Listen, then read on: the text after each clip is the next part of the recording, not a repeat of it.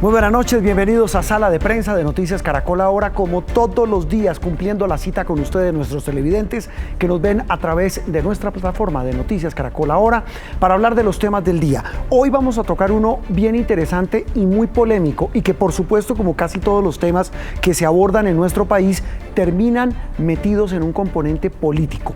Estamos hablando de una decisión que se tomó hace algunas semanas, según la cual ordena a 41.000 funcionarios de todo el Estado a estar obligados a publicar sus declaraciones de renta. Hasta el momento lo han hecho 21.000. La declaración de renta que desató, digamos, la polémica en las últimas horas fue la que presentó públicamente ese hombre, el senador y expresidente Álvaro Uribe Vélez. Eso generó muchísimas polémicas, especialmente en redes sociales, porque dice eso que ustedes ven: el saldo a pagar por impuesto es 0 pesos. Aparece con un patrimonio líquido, como lo veíamos, de 9.414 millones de pesos, pero la casilla de pagos, repito, aparece en ceros. Pero no es el único. También veíamos la declaración de renta de otros senadores muy distintos a él, como Gustavo Bolívar, el hombre de la Colombia humana, como ustedes lo ven allí, uno de los hombres clave del movimiento del también senador Gustavo Petro, donde dice que él sí tiene que pagar una platica importante, el patrimonio líquido 3.728 millones aproximadamente, y dice que el saldo a pagar es 1.527.971 pesos. Eso, por supuesto, ha desatado, repito, toda una 1.000.000. Sí, hay que corregir, tiene que pagar 1.527.971 pesos. Eso ha desatado, repito, toda una polémica, y una gran polémica por saber. Pero eso tiene dos aristas. Una, la que tiene que ver con el asunto contable, y otra, la que tiene que ver con el tema político y el tema del cumplimiento de esa norma que hace parte de las famosas leyes de producto de la consulta anticorrupción, que no pasó, pero que llevó al Congreso a tomar decisiones. Saludamos a dos invitados muy especiales para tocar precisamente estas dos aristas. Andrés Hernández es el director ejecutivo de Transparencia por Colombia. Nos atiende vía Skype porque lo hemos pescado en Quito, Ecuador. Andrés, gracias por estar en Sala de Prensa. Muchas gracias a ustedes por la invitación, Juan Roberto, un gusto. Muy bien, y en la parte baja de la pantalla tenemos a Jairo Orlando Villabona, él es docente de Contaduría y Administración Pública de la Universidad Nacional. Muchas gracias por atendernos, Jairo, muy amable.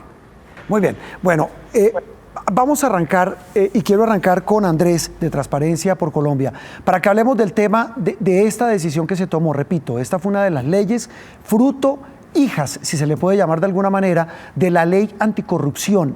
El que no todos los funcionarios del Estado hayan cumplido esa norma, ¿qué les indica a ustedes, Andrés, en Transparencia Internacional o en Transparencia por Colombia? En primer lugar, es muy importante indicar que esta es una medida que existe hace muchos años en el marco de convenciones internacionales de lucha contra la corrupción, a las cuales el Estado colombiano se ha adherido, tanto la Convención Interamericana como la Convención de Naciones Unidas.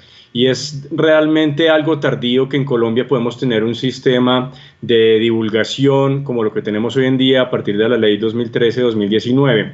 Y yendo a su pregunta, Juan Roberto, yo creo que esto es un proceso, yo creo que hay que destacar, por supuesto, el trabajo que ha hecho el Departamento Administrativo de la Función Pública para que más de 40.000 personas puedan poner a disposición del público la declaración de renta, la declaración de bienes y la declaración de conflictos de interés, más la información sobre financiamiento de campañas, aquellos que fueron elegidos por votación popular. Entonces, esto es un proceso, es un adelanto importante por parte de Función Pública que esa plataforma esté, que ya la mitad de esos sujetos obligados, como se llama técnicamente, quienes deben responder a esa ley, estén entregando esa información.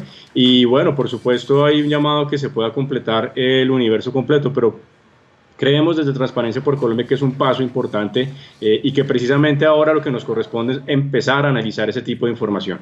Y es lo que está pasando, Andrés. Ya voy con Jairo, a quien saludo, repito, Jairo Orlando Villabona, que es docente de Contaduría y de Administración Pública de la Nacional. Ya voy con usted, Jairo, ya lo saludo, pero quería, Andrés, para redondear ese punto suyo, que ya lo que viene es analizar la información que se ha conocido, que ya es pública. El presidente, entiendo que la vicepresidenta, pues ahora lo hizo el expresidente y senador Álvaro Uribe, también lo hizo el senador Petro, también lo hace el senador Gustavo Bolívar, así como otras figuras prominentes de la vida nacional empiezan a poner su declaración de renta.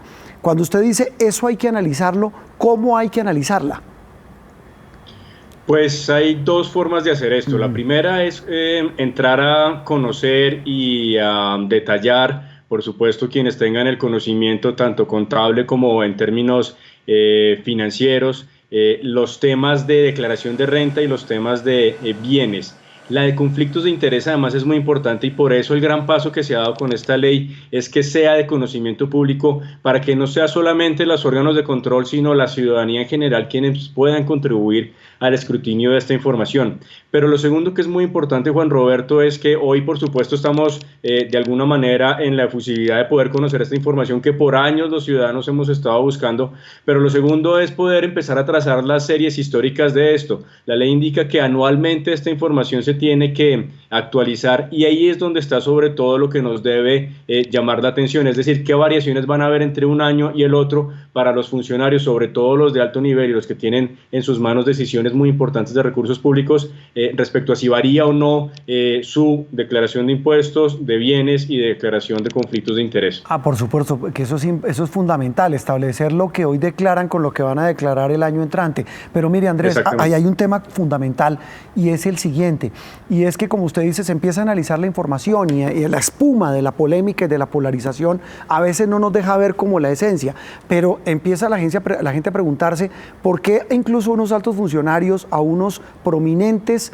hombres o figuras de la vida pública, incluso les sale el saldo en 0 pesos, que ya voy a hablar del tema contable, pero quería con usted el tema de transparencia, a otros les toca pagar e incluso a otros les dicen no, les van a devolver plata.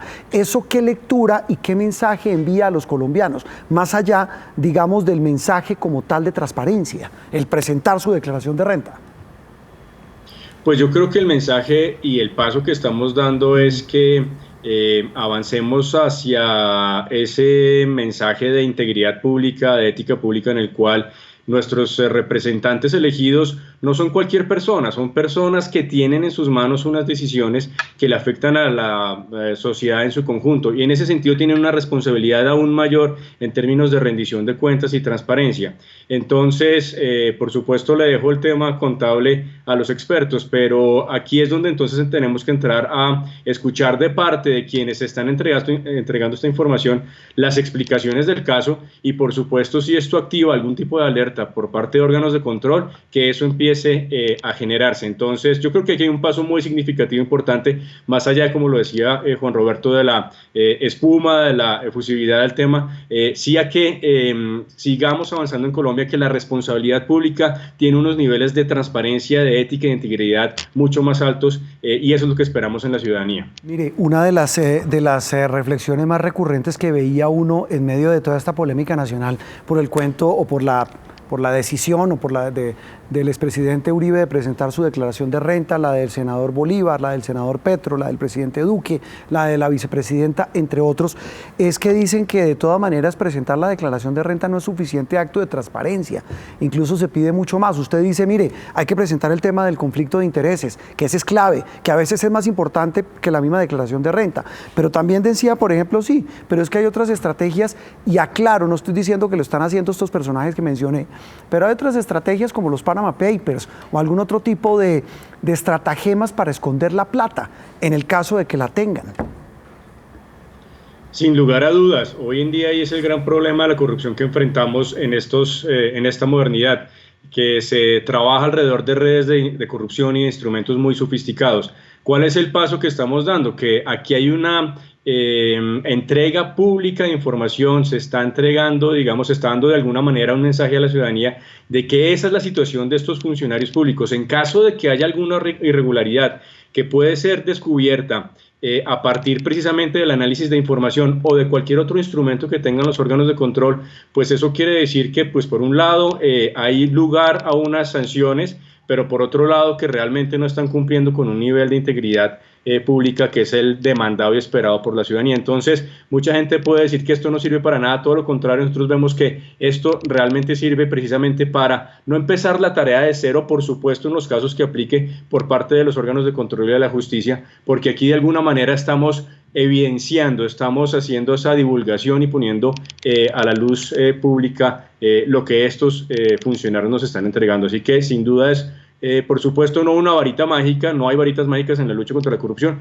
pero sí un paso importante para avanzar en esos niveles de escrutinio público. Sobre todo exactamente eso que usted dice, Andrés, ponerse en el escrutinio público, empezando por algo que hasta, es que no sé si usted nos ayuda a recordar ya para despedirlo, Andrés, que hasta hace unos años era impensable ver la declaración de renta de las grandes figuras de la política nacional, ya sean de derecha, de izquierda, liberales, conservadores, pero eso era casi que un secreto de Estado. Era casi que un secreto de confesión verle la declaración de renta a una persona a la que los colombianos le pagamos con nuestros impuestos su sueldo y además usan el presupuesto nacional con las decisiones que toman.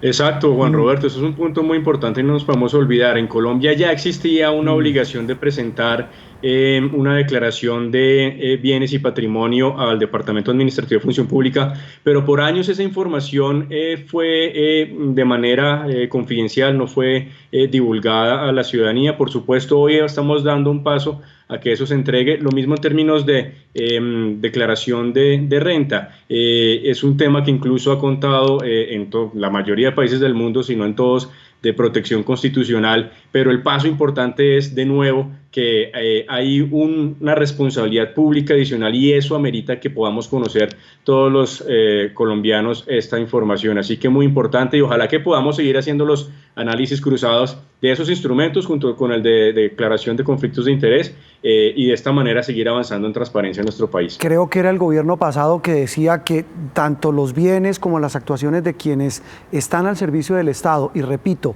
tienen su sueldo pagado de nuestros impuestos y que utilizan con sus decisiones el presupuesto que es de todos nosotros, pues tienen que estar en una caja de cristal. Así yo creo que tiene que ser. Andrés, muchas gracias por atendernos desde Quito, lo dejamos y muy amable. Andrés Hernández, el director de Transparencia por Colombia.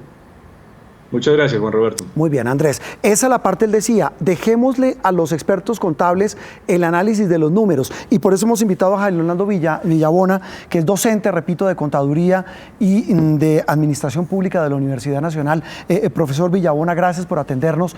Y alguien diría una frase muy coloquial: ¿quién le manda al uno o al otro no tener un buen contador que le ayude a que en la declaración de renta le salga a pagar 0 pesos o incluso que le salga saldo a favor? ¿Es así de simple el tema o es un tema mucho más complejo el análisis contable de una declaración de renta? Buenas tardes, gracias por atendernos. Buenas tardes, Juan Roberto. Pues mire que eso que usted dice es todo lo contrario a lo que uno ve en los países de Europa. Sí. En Europa, cuando la gente paga impuestos, dice que se siente satisfecha con pagar impuestos. Acá, al contrario, estamos viendo cómo buscamos un contador o un abogado que no nos haga pagar impuestos y pensamos que ese es el mejor contador, el mejor abogado. Claro, repito, una frase coloquial, pero más allá de esa frase coloquial, el hecho de que hoy veamos declaraciones de renta con escenarios completamente diferentes de uno y otro lado, pues nos hace pensar que contablemente, ¿cómo se puede uno explicar que haya personas que terminen con un saldo a favor, otros que no paguen y otros que tengan que pagar por cuenta de esa declaración que presentan ante el fisco, ante la DIAN? Es que lo importante no es si tiene que pagar o si no tiene que pagar, lo importante es el impuesto que se le genera. Ajá. Porque es que usted genera un impuesto, pero si tiene unas retenciones y quita esas retenciones, puede que incluso le dé un saldo a favor o puede que le dé un saldo muy pequeño a pagar.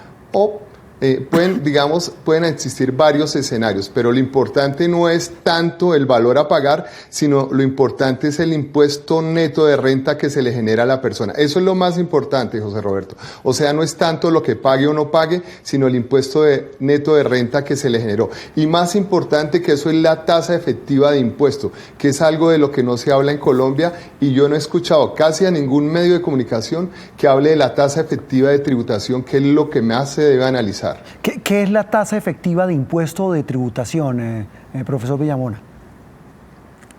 Ya no. Mire, Juan Roberto, hay dos tipos de tasa. Sí. La tasa nominal es la que le dice a usted el código tributario. El impuesto suyo es el 32%. Sí. Pero la tasa efectiva es la tasa que usted realmente pagó en relación con sus rentas, con sus utilidades. Entonces, esa es la tasa más importante, o sea, no la que dice el código, la que usted realmente pagó. O sea, le voy a poner un ejemplo muy sencillo, sí. Juan Roberto. Usted se gana 300 millones de pesos, ¿sí? Pero, y usted, pues, figurativo, ¿no? Pagar impuestos sobre esos. Sí, no, pues bueno, pues seguramente muy cerca de la realidad. Sí, cómo no. No diga eso ni en chiste. Supongamos que usted gana, bueno, de pronto me bajé mucho. Supongamos que usted se gana 300 millones de pesos. Ajá. ¿Sí? ¿Qué? ¿Mensuales? Y supongamos que la tasa nominal es. ¿Mensuales? Y supongamos que la tasa nominal es el 30%. Entonces, sí. Usted se ganó. O sea, después de sus costos y todo, se ganó 300 millones de pesos y su impuesto nominal, o sea, la que dice el código tributario, es el 30%. Entonces usted debería pagar 90 millones de impuestos si fuera sobre la tasa nominal. Pero resulta que las reglas tributarias le dan unos beneficios a ustedes que esos 300 millones los baje, por ejemplo, a 100 millones de pesos. O sea, le quita los ingresos no constitutivos, las rentas exentas, la deducción por activos fijos, unos beneficios que le dan. Y resulta que esos 300 millones bajó a 100 millones de pesos. Y ahí calculó ahora sí la tasa, que es el 30%, entonces eso le da el 30 millones de pesos. Entonces su tasa efectiva es 30 millones de pesos entre su ingreso, su utilidad real, que fueron 300 millones, eso le da el 10% de tasa efectiva. Tasa efectiva 10%, tasa nominal 30%. Esa es la tasa que hay que analizar. Sobre esa tasa es la que hay que hablar. No hay que hablar de la tasa nominal, hay que hablar de la tasa efectiva.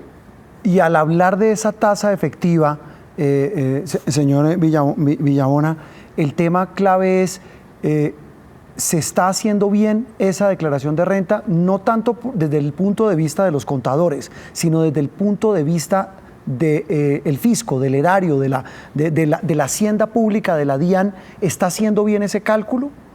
Y se lo pregunto porque en el imaginario de la gente es, oiga, aquí se pagan impuestos muy altos, se paga esa retención de la que usted habla es altísima, y obviamente depende del ingreso. Pues fíjese, Juan Roberto, que Colombia es de los países del mundo que menos paga impuestos. O sea, en general como país somos de los que menos pagamos impuestos. Hay un problema muy grave y es la progresividad del impuesto. Colombia es de los países con menos progresividad del impuesto. ¿Eso qué significa? Que las personas con mayores ingresos y mayor riqueza pagan menos impuestos. O sea, tenemos un sistema tributario realmente regresivo. Colombia es un país con un sistema tributario regresivo. Mire, yo miré estas declaraciones de renta por encima y le puedo decir que la tasa efectiva de algunos de ellos es muy baja. Pues el que uno pensaría que es más alta tiene una tasa efectiva del 4.9% de impuestos. Una tasa efectiva muy baja. Esa persona en Dinamarca o en Francia estaría pagando el 40% de impuestos por lo menos. Es decir, con esos ingresos y con ese patrimonio que tienen, echando un ojo así de primer plumazo, perdóneme la expresión, a esas declaraciones de renta, ¿usted cree que ahí le falta que paguen más? Si uno se apegara a lo que pasa en otros países. Totalmente, ¿sí? Totalmente, Juan Roberto, es que es absolutamente ridícula la tasa efectiva que están pagando. O sea, no el impuesto, como decíamos, que pagaron, sino la tasa efectiva que se les generó. Claro. Lo que uno tiene que mirar es la tasa efectiva. O sea, hay muchos beneficios tributarios en Colombia que no están bien analizados. Mire, o sea que usted comparte la tesis, profesor, que esbozaba hace unos días el ministro de Hacienda, según la cual a los colombianos todavía les falta pagar más impuestos, deberían más colombianos pagar impuestos y los que hoy pagar más de lo que pagan hoy, de lo que tributan hoy. No, No estoy de acuerdo. Yo lo que pienso es que las personas con mayores ingresos deberían pagar más impuestos. Mire, la tasa, cuando usted mira la tasa efectiva, la tasa nominal, que es la del código, más alta que había en Colombia era cerca del 32%. En Dinamarca es el 59%, en los países de Europa son sobre el 50%, Francia el 45%. En estos países las personas que ganan mucho dinero pagan esos impuestos, 50, 55, 59%. En Colombia era el 32% nominal. En los países del lado, en estos países desarrollados casi no tienen beneficios tributarios. O sea que la tasa nominal se acerca mucho a la tasa efectiva. Aquí en Colombia no. La tasa nominal puede ser del 32 o 30% y la tasa efectiva es del 4 o el 5%. Pues, profesor, es un tema complejo. Las personas de la clase media pagan mucho. ¿Ah? Hoy pagan mucho frente a lo que deberían pagar. La clase media, la clase media. La clase media. Y la alta no paga. Los dividendos siempre han sido favorecidos. Claro, y la clase alta, las personas de estrato alto, dice usted en Colombia, deberían pagar más impuesto de lo que hoy pagan.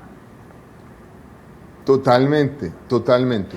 Pues mire, profesor, muy interesante, es un tema complejo, es un tema difícil, pero que también traza unos temas que tienen que ver con justicia social, y nos quedaríamos también analizando el tema filosófico de qué se hace con los impuestos en Colombia, pero eso es otra cosa. Ese es un tema diferente y es casi que para otro programa. Profesor, muchas gracias por habernos atendido, profesor Jairo Orlando Villabona de la Universidad Nacional, muy querido por estar en Sala de Prensa. Bueno, Juan Roberto, muchas gracias por la invitación. Sí, ahí la última. A la orden. Lo único es que la cuñita es que no es tanta la plata que usted me calcula. De verdad se lo garantizo.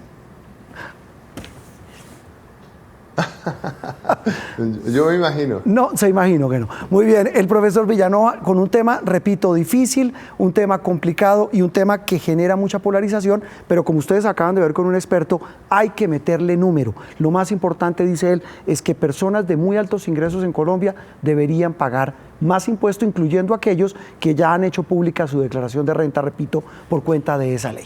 Vamos a hacer una pausa, pero cuando regresemos, ¿saben dónde terminan sus datos cuando los entrega una red social como Facebook? De ese tema hablaremos en instantes.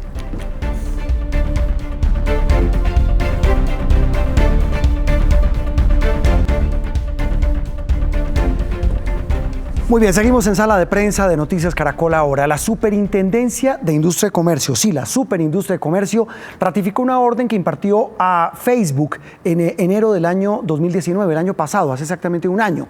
La compañía tiene hasta el 14 de junio de este año 2020 para aplicar lo que llaman medidas apropiadas, útiles, eficaces y demostrables que protejan la privacidad de sus más de 31 millones de usuarios que hay en nuestro país.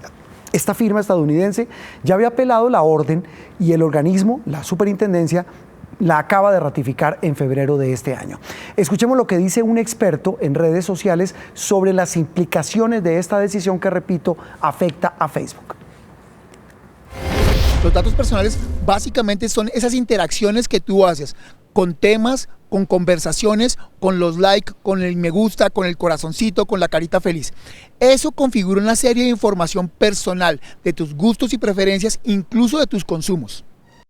Incluso de sus consultas. Pues mire, estábamos hablando hace un rato de declaraciones de renta con un experto, hablemos ahora de Facebook, de tecnología con una experta. Juliana Gallego Suárez es nuestra periodista de tecnología, de ciencia, aquí de Noticias Caracol, muy joven, muy inquieta y muy pila con estos temas. Doña Juliana, gracias por estar en Sala de Prensa. Buenas noches, Juan Roberto, ¿cómo estás? Encantada de que me hayan invitado. No, como siempre, muy querido usted por atendernos. Yo sé que está corriendo con Desenredese y con sus demás secciones, con los avances de la tecnología, pero hagamos una pequeña pausa en todas sus carreras para que les explique a nuestros televidentes eso. ¿Qué implicación tiene el tema usted de compartir sus datos en Facebook? ¿Qué tan vulnerable es? ¿Y qué tan importante es esta decisión que toma la superintendencia? Bueno, Juan Roberto, hay que remontarse a hace más o menos 15 años y es que las personas que empezaban a usar Facebook no eran nativos digitales y por lo tanto empezaban a dar una serie de datos de los que no estaban seguros que estaban entregando. Entregaban la fecha en la que nacían, entregaban incluso dónde vivían. Entonces eran datos a los que no sabían dónde estaba llegando, pero a los que a la red social le estaba dando una información muy valiosa, y esa información es la que la red social ahora comparte con muchas otras empresas. Entonces usted sí está dando likes, está compartiendo información, pero además usted le está dando información muy valiosa de dónde vive, de qué consume, de cuáles son sus amigos. A partir de ahí pues usted está generando, digamos que, una relación de compra. Pero Juliana, vamos por partes. Usted me dice, y decía el experto que nos hablaba hace un instante, yo le doy like, como dicen ustedes los jóvenes, a una publicación en Facebook. Puede ser ¿qué? Una foto, un mensaje, un meme, lo que usted quiera, una noticia de las de Noticias Caracol, un me gusta o un no me gusta. Cuando yo espicho un me gusta o no me gusta, ¿qué información se supone que estoy compartiendo a través de Facebook? Información de consumo. ¿Cómo cuál, Lo por cual ejemplo? Es una información muy valiosa para ellos, porque ellos viven de los pautantes, Juan Roberto. Entonces, ¿qué pasa? Que esa información de lo que a usted le gusta le está llegando directamente a su pautante. Pero le está diciendo, deme vea, un ejemplo de ese si a mí me gustan, like. Si a mí me gustan unos zapatos que vende X marca, Sí. y yo todo el tiempo le estoy dando like a esa X marca, esa información está llegando directamente a ellos. Esa información ya Facebook se la pasó a su comerciante. Por más que Facebook haya dicho que eso no sucede, porque lo han dicho en muchas ocasiones, Claro eso que es pasa. lo que pasa, porque ellos viven pues de los pautantes, es normal, si no, no tendrían ingresos. Eso es lo que popularmente llaman los algoritmos. Así es decir, es. establecen pautas de conducta de, por ejemplo, una persona como usted o como yo, que damos un like en Facebook a X o Y producto, o puede que no sea un producto. Puede que sea una persona, también puede que sea un amigo, claro, pero ellos a ya un lugar saben turístico. que su amigo vive en tal parte, Sí. y que a usted quizás le gustaría ir a Chicago a visitar a su amigo. ¿Y con ¿Sí eso ve? qué pasa? ¿Qué hacen con esos datos? ¿Los anunciantes qué hacen? Claro. Esos son los mensajes que a mí después me llegan, que yo digo, ¿por qué esos carajo son. me llega una promoción de zapatos cuando yo mi correo o mi cuenta de Facebook no se la ha dado a nadie? Bueno, pues eso pasa, que solamente con usted darle un like, la información ya le está llegando. Pero además, hay muchas funciones que usted tiene activadas y no se ha dado cuenta. ¿Cómo cuáles? Como la voz, por ejemplo. Usted, en el momento en que le dio La permitir a su celular que la voz le funcione todo el tiempo y para todas las aplicaciones, Yo miro el teléfono. Claro, digamos que usted piensa, es que me están espiando. Sí. Lo están espiando, pero porque usted lo permitió. Pero usted ¿cómo? tiene que Pero saber en qué momento deme el bloquea la ejemplo- voz. Deme el ejemplo del uso de la voz. Claro, lo Perdóneme, que pasa es que está una vez hablando con usted se Uga Uga. descarga, una vez usted se descarga la aplicación, Sí. en ese momento usted le da, esta aplicación quiere permitir el uso de su micrófono. Y también Siempre el uso, le va a decir el eso uso de en todas las las fotos, aplicaciones. el uso de los videos, Claro. el uso de toda la información De toda que su tengo dentro información. del teléfono. Entonces, ¿qué debería hacer usted desde el principio? Bloquearla. Decir, no quiero No que use permito. mi micrófono, no quiero que use mis aplicaciones, pero todos lo que hacemos es casi sin leer poner permitir, porque da igual. Y Claro. al final usted se siente espiado y usted dice, pero ¿por qué si yo estuve en un lugar y simplemente hablé de estar en un almacén, ellos me están pautando, me están mandando mensajes así? Pues es Bombardeándome. por eso, porque usted le da la información. ¿Qué tan útil es la decisión de la superintendencia? Usted que está metida en el mundo digital, no la quiero llevar al mundo legal, sino al mundo digital. ¿Qué tan útil en ese mundo digital es que la SIC le ordene a un monstruo como Facebook que haga eso en un país relativamente pequeño frente a otros como es Colombia? Bueno, pues mire que es tan importante que hace 2 semanas Facebook se trasladó hasta Colombia, trajo un equipo hasta Colombia para hacer campaña y enseñarle a la gente cómo protegían sus datos en la red. Ajá. Es decir, empezaron por Colombia. ¿Por qué? Por la decisión de la SIC. O sea que ha sido trascendental ese paso, digámoslo así. A partir de ahí lo van a empezar a implementar en el mundo. ¿Y qué hicieron? Crear un acceso rápido en la aplicación en el que usted pueda llegar a su sistema de seguridad y que usted pueda decir, esta persona me está viendo, esta persona no me está viendo, con este quiero compartir, con este no. Además, hay una función que ellos bloquearon inmediatamente y es ¿qué empresas uno hace inicio de sesión desde Facebook? Porque yo me puedo bajar otra aplicación y a usted seguramente le ha Claro. pasado que usted dice, ay, ingresar con Facebook, o me voy a poner en un aeropuerto, en el Wi-Fi de un aeropuerto Y me piden el Facebook. Ah, y ok. entonces yo me conecto por ahí. Y se meten por ahí. Claro, Pero mire, pues ahí Juliana, le estoy dando la información. Juliana, Entonces, ¿qué eso in- también lo bloquearon. Claro, ¿qué información, basado en esta decisión de la Super y en la preocupación que usted me dice tiene Facebook por la decisión que ha tomado la superintendencia, pues tan preocupados están que la apelaron y que ya la acaban de ratificar, es qué no pueden hacer en la práctica? qué quedan maniatados, restringidos en Colombia? Claro, es que lo que ellos quedarían maniatados es compartir esa información con las demás empresas. Pero ¿cómo sabe el Estado que ellos no lo están compartiendo? Claro, eso digamos que es una negociación que se está dando entre unos y entre los otros, es una puja, pero en este momento la va perdiendo Facebook y es cada vez se les ratifica más, venga, es que usted no puede ir compartiendo los datos de la gente. Repito, porque sí. El problema es que cómo verifica las autoridades que Facebook no está compartiendo esa información, esos algoritmos, Claro, la famosa Big Data. Pues Juliana, el tema es apasionante, tal vez una pregunta final. Sí. ¿Esta decisión solo afecta a Facebook? ¿No afecta a las otras redes sociales? Empieza por Facebook, pero yo creo que afecta a todas las redes sociales. El algoritmo que ha generado redes sociales como Twitter, por ejemplo, también es impresionante, muy amplio y que genera unos vicios, claro, unas consumo, tendencias de pues, consumo y de opinión pública muy fuertes. Entonces, en materia política, sí, pero por ejemplo en Instagram usted da, bueno, en Twitter también, usted pone me gusta y me pone un retweet. Es decir, por algo se empieza. Claro. Juliana, gracias, la dejamos. No, a usted, Juan Roberto, gracias por invitarme. ¿Usted usa todas sus redes? Sí, las uso todas. ¿Cuál es la que más usa? Instagram. Sí, esa es la que más. Oiga, y esta de los videitos cortos, TikTok, ¿sí? ¿También puede llegar a ser motivo de eso? Porque usted también ahí pone me gusta. Sí, usted también pone me gusta, pero además es la aplicación más descargada en el último año, incluso por encima de Facebook, de Instagram, todo. Entonces, además es una tendencia generacional y entre más lo usen los jóvenes, pues seguirá creciendo. Echa la ley, echa la trampa, dicen los abuelos. Complicados. Juliana, gracias. Hasta luego. Muy amable. Chao. Muy bien, momento de una nueva pausa, pero cuando regresemos vamos a hablar con Ricardo Ospina para saber qué tiene hoy en su radar.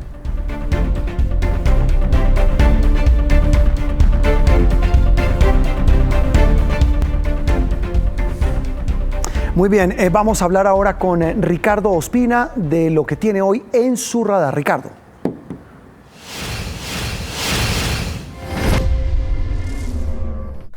Buenas noches. Hoy está en el radar la extraña explosión que se produjo en un carro, en una aerovan que conducía a más de 10 personas entre Pasto y Cali. En principio, aunque aparentemente ese carro pretendía llegar a la ciudad de Bogotá.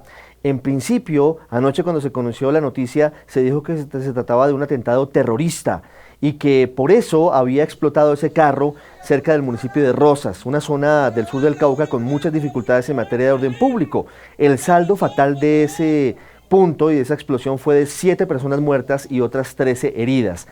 Pero algunos minutos después de la explosión, el Ejército Nacional salió a rectificar y a señalar que no había sido un atentado terrorista, pero sí comenzaron a barajarse varias hipótesis. La principal de ellas tiene que ver con la posibilidad de que se estuviera transportando de manera ilegal una gran cantidad de explosivos. Todo esto por cuenta de los daños que se presentaron por la situación calamitosa en la que quedaron los cuerpos de los muertos y también porque la onda expansiva afectó un carro que iba delante de esta camioneta y también un carro que iba detrás en esa zona del municipio de Rosas.